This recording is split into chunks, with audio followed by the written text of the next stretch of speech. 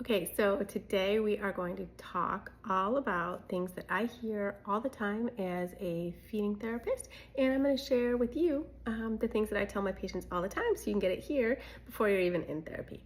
So, one thing that I hear all the time is my doctor just does not listen to me, and this is really, really common. We'll go to the doctor, we'll have our child be looked at on the growth chart, and they're growing and they're getting bigger. But the thing is that doctors don't always realize all the things we're doing as parents to get that child to be growing. So you might feel fine that they're on the growth chart, or the doctor might feel fine that they're on the growth chart.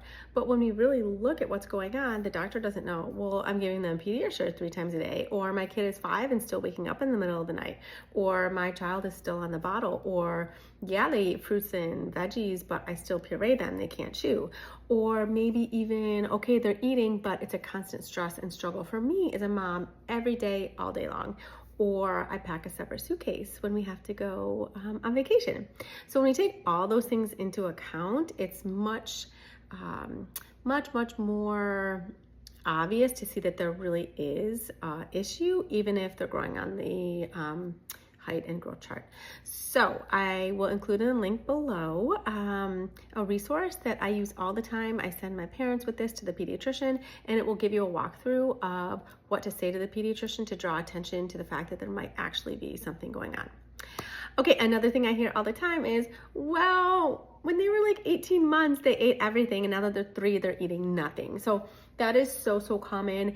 It does not matter, I'm telling you right here, if you did baby-led weaning, if you did purees only, if you did bottle for the first 6 months, if you did breastfeeding, whatever it is, that your child is having an extreme difficulty with tolerating new textures or chewing or swallowing or anything is not a result of anything you did when they were itty bitty. Most babies, with the exception, like maybe 95% of kids I work with, before they were about 18 months, they ate everything too. They ate salmon, they ate fish, they ate feta cheese, they ate oatmeal that was lumpy. They didn't care if it was smooth. They ate yogurt, they ate fruits. Like, they did everything. And then at 18 months, it's like, nope, completely all done.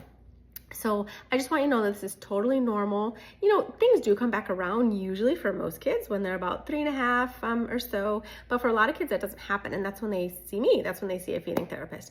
But all those kids, regardless of how they're doing now, all of them, with the exception, like I said, of maybe 5%, ate everything before they were 18 months.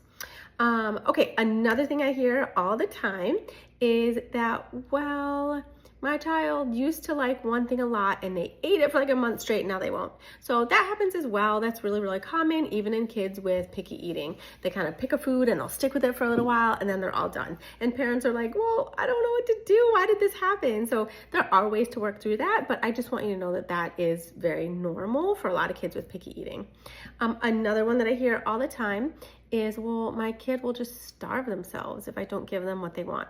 We don't want to starve kids, right? That's not going to get anybody to eat anything. And it's also not going to get a person to enjoy food, right? We want them to actually like it. So what I want you to remember is, right, with somebody with ARFID, which we'll talk about in a different video, or with severe picky eating, you cannot starve them to eat. That is not an ethical thing to do. It doesn't feel good, anything like that. But there are gentle ways that we don't have to accommodate everything, and we can gently push them to explore new foods. So they're still getting the foods they need, but they're still also able to expand their diet because they are interacting with new foods. They're learning how to taste it safely. They're learning how to keep their anxiety low. They're learning how to be underwhelming with things. So with all that being said, we don't have to just kind of give in and like, well, I don't have any boundaries or anything. Like, it doesn't matter what they eat every night. My kid only eats one thing and that's what I'm giving them. That's fine. You can do that. But that doesn't mean that you can't have an expectation of food expansion, volume expansion, trying something that's a little bit outside of their comfort zone. The whole point of therapy is being able to learn how to step out of that comfort zone. And that's what we need our kids to do. So whether your child is a little teen or a little kid or an older teen, there is help out there. I will post some really helpful links in the comments below.